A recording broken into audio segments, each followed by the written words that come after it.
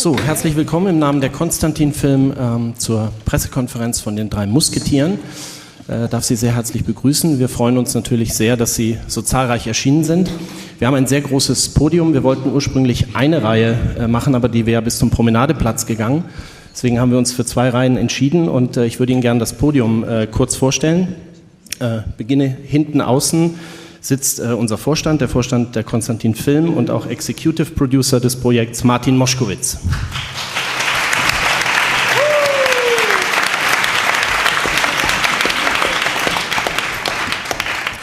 Daneben unser Mann in Los Angeles, sage ich immer, das ist Robert Kulzer, Produzent.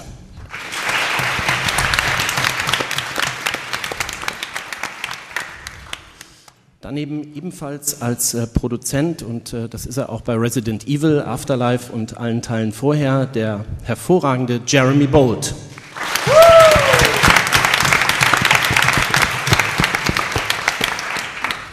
In der Rolle der Konstanze wird Gabriella Wilde. Darf ich Sie herzlich begrüßen.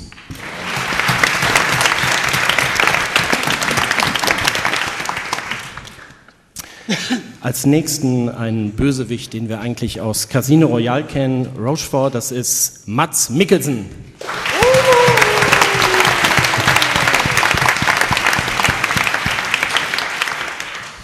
In die Rolle der Queen Anne wird Juno Temple schlüpfen.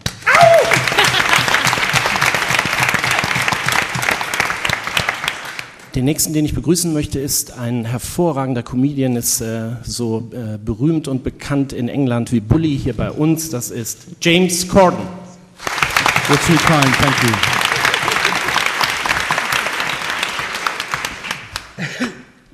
Als King Louis begrüßen wir sehr herzlich in München Freddie Fox.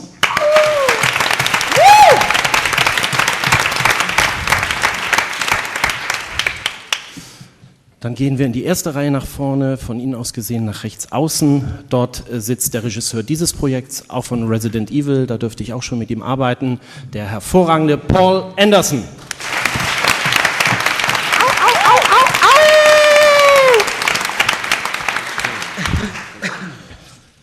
Ja, neben Herrn Anderson ist die Rolle des Richelieu, die er wahrscheinlich wieder genauso hervorragend verkörpern wird, wie in allen seinen Filmen vorher. Herzlich willkommen, Christoph Waltz.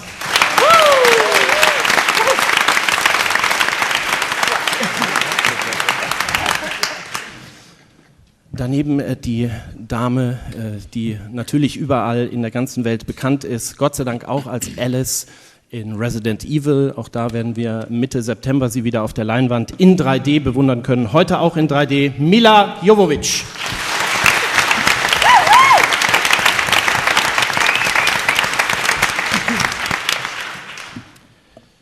Er gab den hervorragenden Percy Jackson und wir freuen uns sehr, dass er in München ist und dass er unser D'Artagnan ist, Logan Lerman.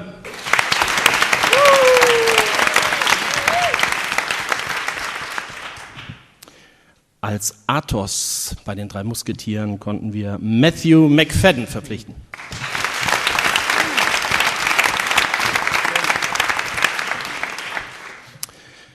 Als Porthos begrüßen wir sehr herzlich Ray Stevenson.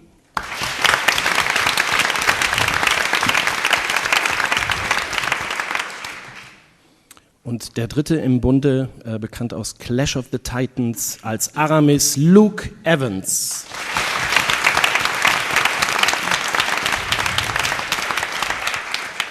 Und neben mir begrüße ich sehr herzlich in München den Herzog von Buckingham, Orlando Bloom.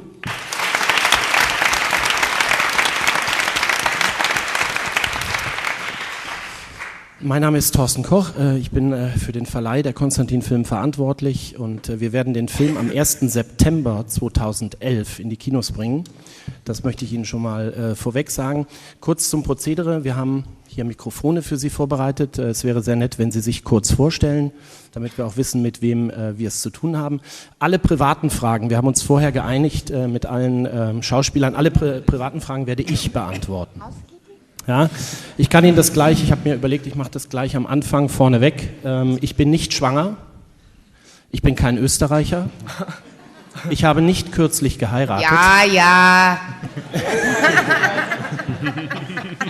Also ich möchte We Sie bitten, believe you. ich weiß, es sieht so aus, liebe Miller, aber ich bin nicht schwanger. Also ich möchte Sie bitten, wir freuen uns natürlich sehr, dass wir dieses Projekt nach München holen konnten, beziehungsweise nach Bayern und in Deutschland eine solche Hollywood-Produktion zu haben. Deswegen geht meine erste Frage an Martin Moschkowitz. Wie ist es zu diesem Projekt gekommen?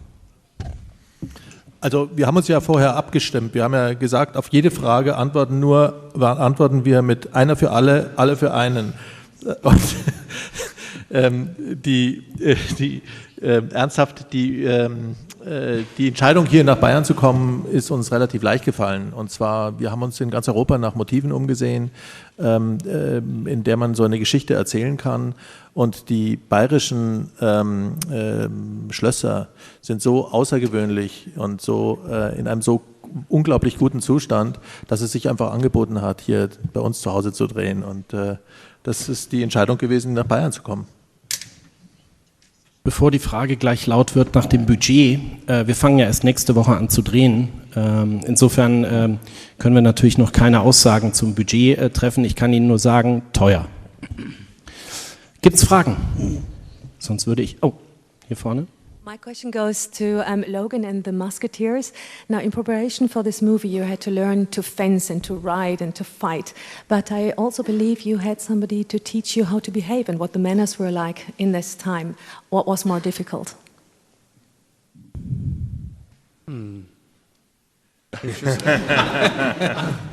Perfect. Well, yeah, I guess I'll start. You want to start? You can start. Go on. Someone say something. Okay.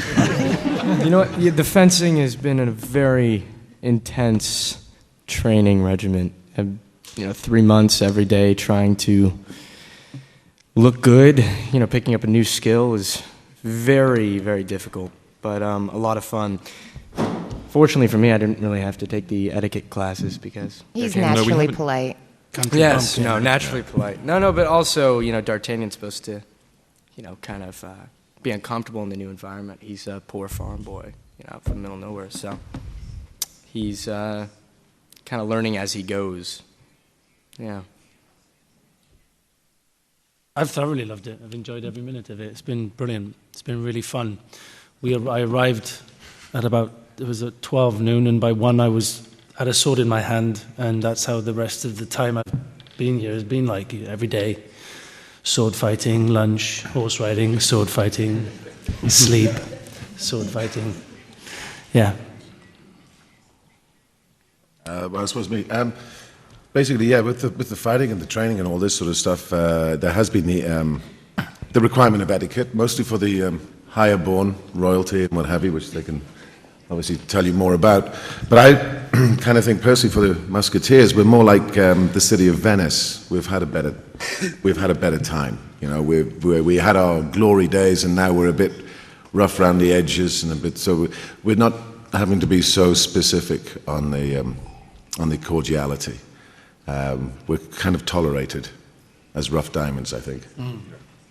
I like that. You're welcome. Rough diamonds. Hier vorne. Ja. Hier vorne? Ja. Hi, Tom Westerholt. It's Radio WDR from Germany. It's another fencing question going to Orlando Bloom, because there was a headline today that you took fencing lessons from Imke Duplitzer, German fencer. So is that true? And if so, how was it? Actually, it was funny because she came up to me in the dinner line and said, I'm really sorry about this headline because I met her for the first time and she told me about it. But no, I'm not fighting with a sword, sadly, in this movie. But it's kind of nice for me. It's a new change. So yeah, I haven't been fencing. I have bigger toys to play with in this movie. Sorry, can you hear me? Yeah, I don't get a sword, but I get some bigger toys to play with, which is nice. But Imke has been fantastic. She's been really, really good. Gets to be a cad. Yeah, he's a bad boy. Rakish. Okay, on the left side, please.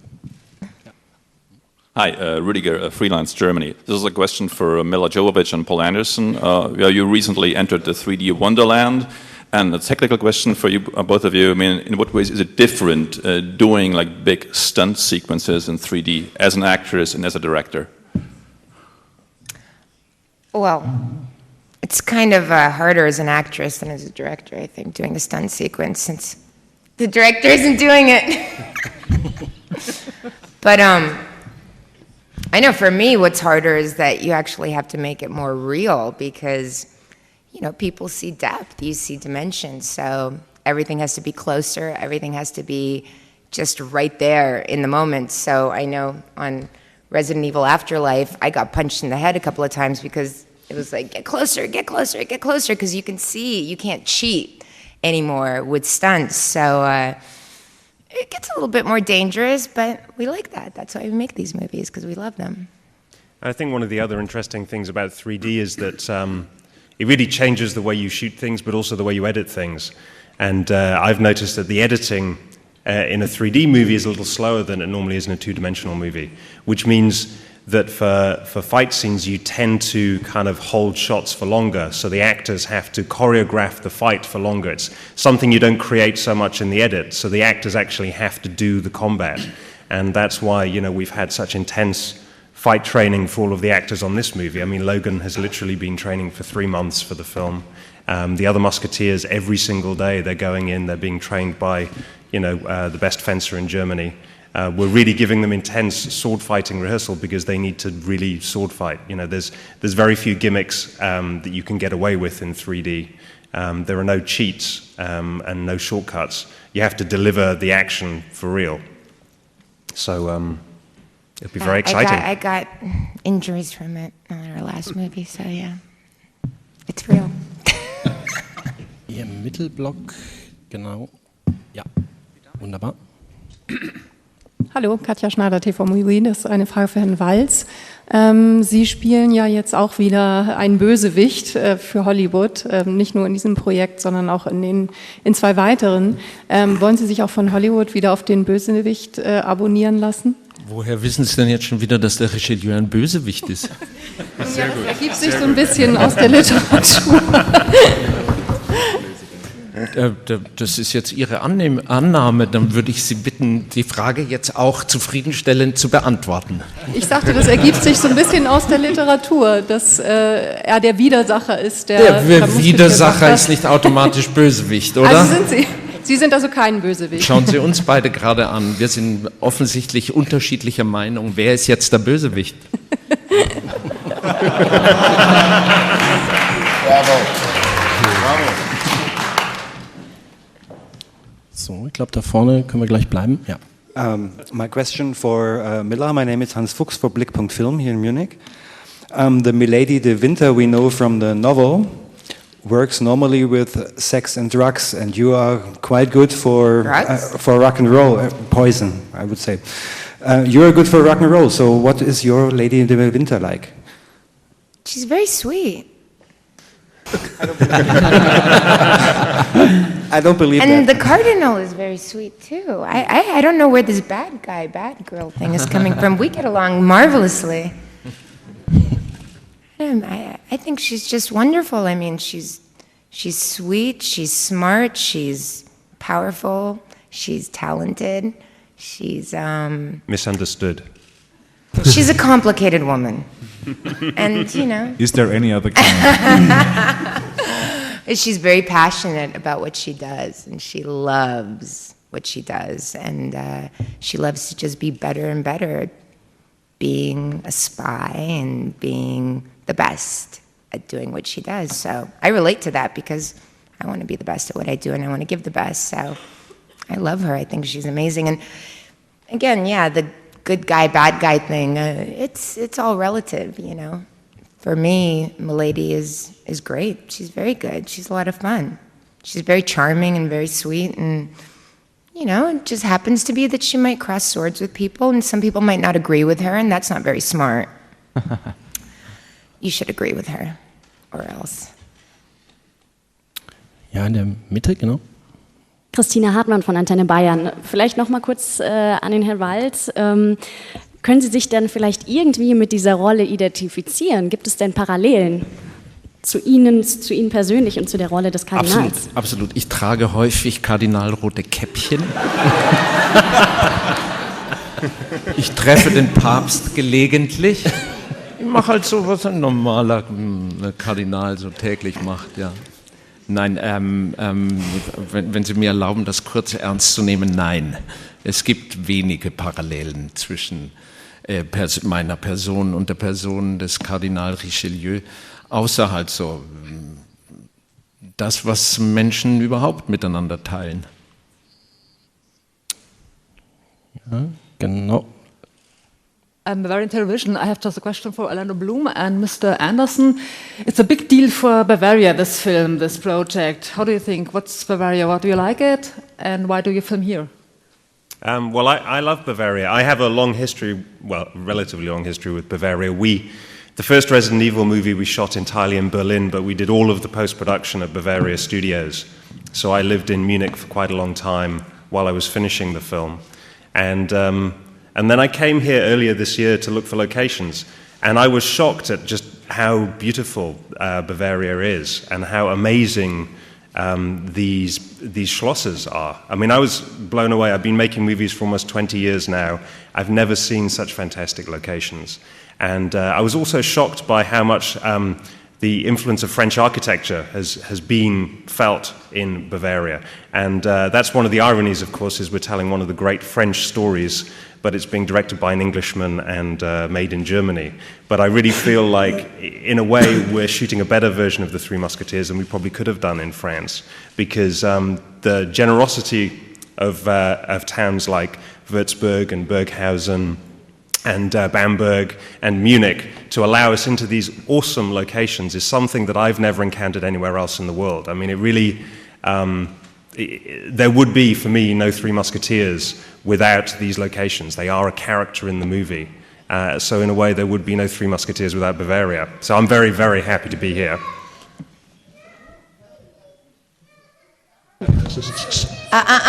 Excuse me. What is the yelling? Please. Are we going to get a timeout? You know what it's like to be on set, baby. You have to be quiet. I love you. Take a timeout. I love you. We'll see you later. Oh. Sie hat recht, wir sind auch ein bisschen spät dran, aber ich glaube, die Frage ging auch an Orlando Bloom, wie er sich in München fühlt. I can't believe I just made her cry like that. I didn't even say anything. It's wonderful to be here.